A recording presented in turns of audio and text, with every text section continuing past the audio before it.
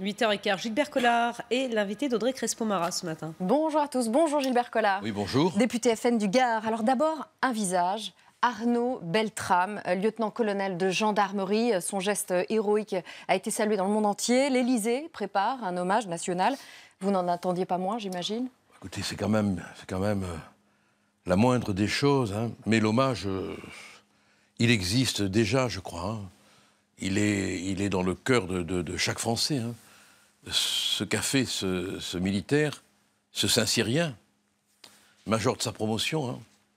Mon grand-père était Saint-Cyrien, donc c'est toujours avec une émotion que je parle de cette arme, de cette école. Ce qu'il a fait nous ramène tous à nos lâchetés, quoi. Nos petites lâchetés médiatiques, nos petites lâchetés politiques, nos petites compromissions, quoi. Bon, d'un coup, on se dit que on doit maintenant être à la hauteur de son sacrifice, quoi. Et ça, quelque part, il nous oblige maintenant, quoi. Je veux dire, on va être tous remis à nos places réelles, quoi. Je pense que le cinéma ne va plus fonctionner, quoi. Il a donné d'un coup une dimension héroïque qui nous oblige, hein, bon.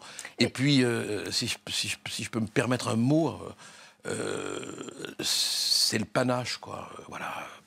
On en avait bien besoin, hein. Il y a longtemps que notre pays était dépourvu de grandeur, hein. Là, d'un coup... Et pour cet hommage-là, il y aura eu au moins, à peu près, en tout cas, une unanimité politique. Ben, c'est la moindre des choses, quand même. Attendez.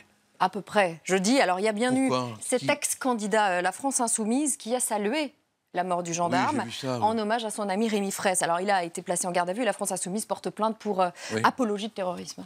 Oui, ben, écoutez, ça prouve qu'un compte, c'est pas un mouvement politique, hein, voilà. Quand nous, on a un abruti qui tient des propos déplacés et qu'on dit... traite de nègre. Voilà, et qu'on dit c'est un pauvre con, on n'en veut pas, pendant des semaines, on nous pourchasse avec les propos qu'il a pu tenir. Voilà, ça prouve... Moi, je vais dire une chose. Ce ne sont pas les idées, à mon avis, de tous les adhérents de la France Insoumise, hein. Maintenant, c'est vrai que, quand même, vis-à-vis de la police et de la gendarmerie, ils ont toujours des comportements très, très, très agressifs, hein. Ça, c'est vrai, hein. Je vous donne d'autres réactions. Éric Ciotti, des Républicains proches de Laurent Wauquiez, dit qu'il faut à nouveau déclarer l'état d'urgence. D'accord ou pas d'accord? Mais état d'urgence, pas état d'urgence... Je veux dire, il faut déclarer l'état d'urgence mental. Il faut qu'on soit en état d'urgence psychologique. Finalement, échapper à un attentat, c'est quoi aujourd'hui? C'est ne pas y être. L'attentat, il surgit d'où? De l'inattendu. C'est l'inattendu. Et quand j'ai eu l'audace de faire une proposition de loi permettant d'armer les retraités de la gendarmerie, de la police, de l'armée, sous conditions très strictes, on m'a traité de facho. Mais vous avez vu ce policier? Cet ancien policier imaginez qu'il ait eu le droit d'avoir une arme, comme il aurait pu régler le problème très vite. Alors bien sûr, moi je disais, attendez, il faut des conditions psychologiques, d'encadrement, d'entraînement. Mais pourquoi on ne veut pas réagir à l'inattendu par l'inattendu? On fait de la petite politique, on se rend bien compte que finalement, depuis des années, on a laissé s'installer les bases arrières du terrorisme, par une immigration incontrôlée, par la loi des banlieues, par le communautarisme, par nos lâchetés médiatiques. Alors, il y a une autre proposition, c'est celle de Laurent Wauquiez, c'est de placer tous les fichiers S en détention par mesure préventive. Oui, bien sûr. Et sur quels critères? Sur quels critères? Fichiers S. Oui, mais dans les fichiers S, il y a tout. Il y a plus de 20 000 personnes. Hein. Il y a plus de 20 000 personnes. C'est un magma de signalements. Bon, ce qui est vrai, c'est que quand on a un fichier S comme l'égorgeur, parce qu'il a égorgé. Coup de couteau, c'est de ça dont est mort notre héros français, il a égorgé, bon, qui est fichier S, dont la femme est fichier S, on la prend maintenant. À 18 ans. Qui est surveillée par la police espagnole. On a du mal à ne pas apprendre qu'il était très surveillé. Mais les moyens manquent. Mais incarcéré par mesure préventive, vous trouvez ça absurde? Mais on ne peut pas. Comment on fait? Il vaut mieux contrôler l'immigration, il vaut mieux rétablir les frontières, il vaut mieux foutre en l'air les bases arrières du terrorisme avec le salafisme, les mosquées qui sont entre les mains de pays étrangers. c'est ça qui, les bases arrières du terrorisme. Marine Le Pen, elle a tweeté Macron réagit à un attentat islamiste commis par un étranger aux côtés de celle qui a ouvert l'Europe. Elle pense à Merkel, voilà, on voit la photo, à une vague migratoire sans précédent, désastreuse, aveuglement. Mais quel rapport? L'Agdim, l'égorgeur, là, il était français depuis l'âge de 12 ans. Oui, mais il n'aurait pas dû être français. Depuis 2004. Mais il faut arrêter. D'abord, moi, je vous dis une chose. Moi, je suis contre le droit du sol. On est arrivé à Donc, si vous arrivez au pouvoir, vous retirez le droit du sol. Ah oui, complètement.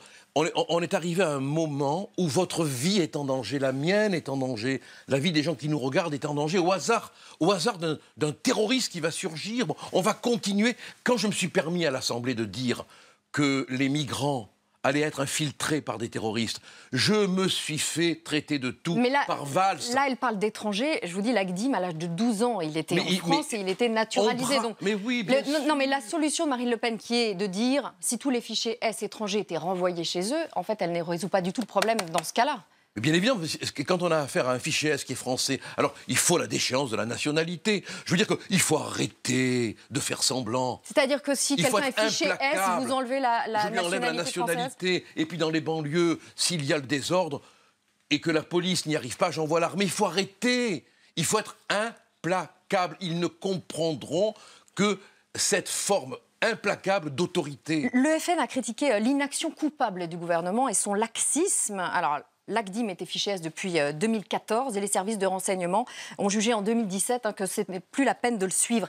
Pourquoi ne pas cibler dans ce cas-là, dans vos attaques, les services de renseignement plutôt que le gouvernement? Mais parce que les services de renseignement travaillent sous la direction du gouvernement. Ils travaillent en fonction de l'organisation que leur impose le gouvernement. Ils travaillent en fonction des missions que leur donne le gouvernement. Et les moyens. Et puis, entre nous, quand on a une situation politique qui fait qu'il faut gérer les migrants, qu'à l'intérieur des migrants se faufilent des terroristes, qu'on donne la nationalité... Mais là, ça n'a rien à voir avec les migrants, l'Agdim. Hein. Non, mais attends, les autres attentats, oui. Bon, on est bien d'accord. Bon, mais dans ce cas-là, non. Mais les autres attentats, pour certains, oui. On aggrave le problème. On met les services dans la situation de ne plus pouvoir faire face, parce qu'on n'apporte pas les solutions politiques et juridiques qui s'imposent. Mais vous ne mettez pas pour autant un policier derrière chaque fichier S. Mais on ne peut pas, on n'a pas les moyens, il faut arrêter de rêver. On n'a pas les moyens. On n'a pas les moyens. On est un pauvre pays. On a laissé s'accumuler les bases arrières du terrorisme. Quand vous pensez que l'imam de Brest a eu un diplôme universitaire, mais quel pays de fous! Les propos de Christophe Castaner vous ont bien énervé. Hein. Je le cite, oui. 258 adultes français sont en Syrie et susceptibles de revenir. Il vaut mieux les accueillir, les suivre, les emprisonner lorsque des actes criminels ont été commis pour faire en sorte que l'on puisse identifier le risque. Donc l'avocat que vous êtes ne juge pas utile de les incarcérer puis de les juger? Non mais attendez, 48 heures après cet attentat, là encore on a ce ramollo qui vient nous dire qu'il faut accueillir les djihadistes. Ils sont partis. Pour les emprisonner et les juger. Mais qui restent, ils sont allés faire la guerre contre nous. Et vous faites quoi? Alors vous préférez je les laisse où ils sont. Les tuer par drone, les faire tuer par drone en Irak ensuite? S'ils sont arrêtés par là-bas, ils sont jugés par la justice du pays où ils sont arrêtés. On n'a pas assez de problèmes. Il faut en surrajouter. Regardez la compagne de l'égorgeur. Elle est fichée S aussi. On va accumuler les problèmes. Soyons à la hauteur du courage de cet homme. Alors vous dites le gouvernement, le laxisme du gouvernement. Ceci étant, il n'y avait pas eu, heureusement, d'attentats depuis des mois, avec de nombreuses attaques déjouées, c'est ce que dit oui, c'est vrai, mais ce qui est vrai. Gérard Collomb, ça vous le reconnaissez? Ce qui est vrai, mais ce qui est quand même... Mais c'est bien sûr que je le reconnais. Je trouve même que Gérard Collomb, pour une fois, a reconnu la réalité, à savoir qu'on avait failli. Et c'est bien qu'il l'ait fait. Et puis il y a quelque chose de tout à fait nouveau quand même. C'est que M. Macron, sans trop s'en rendre compte, parle du facteur endogène. En termes clairs, ça veut dire quoi, endogène?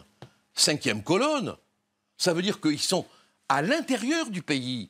Et qui les y a laissés s'installer? Comment il s'est installé, ce facteur endogène? Dans la cité d'où était issu l'égorgeur, on scandait son nom. Les policiers l'ont entendu. Le Parisien rend compte de ce qui s'est passé dans la cité. Jusqu'à quand on va tolérer ça? Alors, si vous avez communiqué avec véhémence sur l'attentat de l'Aude, vous avez été très mesuré sur la mise en examen de Nicolas Sarkozy. Je vous cite, oui. Je cite l'avocat que vous êtes. C'est une réunion d'indices précis ou concordants, voire graves, mais cela ne veut pas dire pour autant qu'il est coupable ou qu'il est innocent. C'est une étape dans le travail d'enquête. Vous pourriez défendre Nicolas Sarkozy? Oui, bien sûr. bien sûr. Moi, j'en ai marre de ce spectacle judiciaire, quoi, la mise en examen de qui que ce soit. C'est pas la preuve de sa culpabilité. Qu'on arrête d'hypertrophier le sens des mesures judiciaires. Une garde à vue ne fait pas un coupable. Une mise en examen ne fait pas un coupable. C'est un jugement définitif qui fait un coupable. Vous l'avez entendu sur TF1 et lu peut-être dans le JDD hier. Que pensez-vous de la défense de votre collègue, Nicolas Sarkozy, qui est avocat aussi comme Moi, vous? je trouve que tant qu'on... autrefois, il y avait la notion, c'est de l'ancien droit, de témoins réprochables. C'est-à-dire qu'il y avait les témoins auxquels on pouvait faire confiance et puis les témoins réprochables, douteux. Bon, pour l'instant, il faut bien dire qu'on a un conglomérat de corbeaux, de témoins plus que douteux. Vous pensez à qui? À la bande à Kadhafi, comme a dit Sarkozy? Cette bande, Alors, si vous me permettez de préciser, oui. aux téléspectateurs, en 2011, vous aviez rencontré une délégation de Kadhafi. Je suis allé en Tunisie, parce que, oui. Qui vous voulait comme avocat pour Oui, défendre Kadhafi, dont l'un des fils avait été tué. Tout à fait. Et vous avez donc failli le défendre. J'ai failli le défendre et puis j'ai passé une soirée dans un hôtel, on serait cru dans un film, avec des émissaires directs de Kadhafi, et j'ai eu peur d'être manipulé. Voilà, j'ai senti qu'il pouvait y avoir un risque de manipulation et d'instrumentalisation. Vous sentiez quoi? Un mensonge? Ça, c'est une perception. J'ai senti qu'on allait peut-être essayer de me manipuler.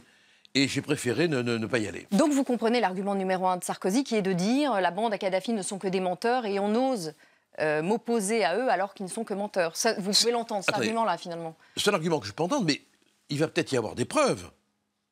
Parce que le propre d'une enquête, j'ose espérer entre nous, c'est marrant de dire ça à la télé, j'ose espérer que les juges ont des arguments sérieux. Parce que mettre en examen, placer sous contrôle judiciaire, un ancien président de la République, s'il n'y a que ces témoignages, entre nous, c'est vraiment pas très sérieux.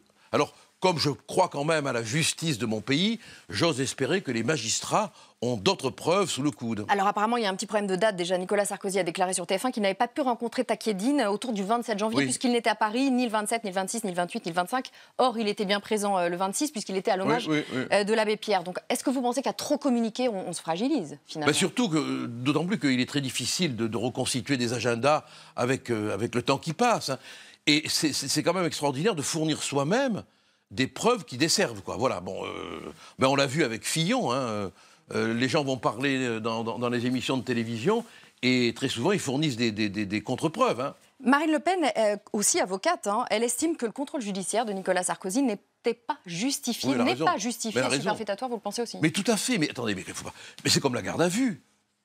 La garde à vue, elle répond à des critères très précis qui sont énumérés par le Code de procédure pénale. Aucun des critères de la garde à vue n'est réuni.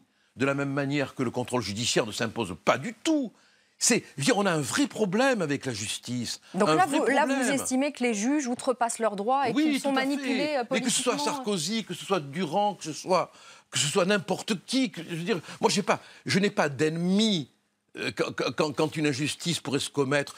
Une injustice, ça ne veut pas dire qu'à un moment donné, la preuve ne sera pas rapportée. Mais au moment où le contrôle judiciaire est appliqué, il n'a pas de sens. Il faut avoir l'honnêteté de le dire. Êtes-vous de ceux qui estiment que Mediapart n'est qu'une officine, que militantisme politique, ou qu'ils font leur travail de journalisme d'investigation, comme ils l'ont fait dans l'affaire Cahuzac, d'ailleurs? C'est un conglomérat de petites haines politiques. On l'a bien vu. À droite, à gauche, ils épargnent personne. Non, mais ils ont quand même... moi, je veux dire, d'où vient l'argent, quoi. Moi, j'aimerais quand même que Mediapart nous explique comment il vit, quoi. Voilà. C'est les adhérents qui payent. Oui, ça, j'aimerais quand même qu'on puisse qu'il y ait là aussi de la transparence, si vous voulez. Moi, je voudrais la transparence partout, vous voyez, chez les journalistes, chez les préfets, chez les magistrats, partout. Dernière minute pour parler de Mayotte. À Mayotte, c'est le candidat La République En Marche qui a remporté la législative partielle hier. Le Front National avait apporté son soutien à son rival, le candidat Les Républicains. À quoi aura servi le soutien du Front National? Je ne sais pas, il faudrait pouvoir entrer dans le détail du vote pour savoir... quel a été le bénéfice de ce soutien, ce qui est extraordinaire et qui en dit long alors sur l'impact de la justice, c'est que la candidate qui est réélue avait été invalidée pour fraude et quand même mise en examen, sauf erreur, mais j'en suis quasiment certain, pour fraude électorale, comme ça l'a aidé à être élue. Et La République En Marche la récupère. C'est bien, c'est bien. Vous doutez de la légitimité de cette élection. Ah ben, écoutez... Et à quoi sert, mais on peut se demander aussi à quoi sert le soutien du Front National, puisque vous ne réussissez pas, en vous alliant, à faire élire quelqu'un. Non mais on est incapable, d'une manière de chimie électorale, hein, on est incapable de doser le soutien qu'on a pu apporter. Je veux dire, voilà, bon. Donc ça ne peut pas être négatif, mais ce qui est extraordinaire quand même, c'est que c'est la candidate qui est réélue, c'est celle qui avait été invalidée pour fraude. Ça veut dire que vraiment aujourd'hui, quasiment, quoi, d'avoir un casier, ça peut servir hein, électoralement. Hein. Merci beaucoup Gilbert Collard. La suite de la matinale avec Pascal.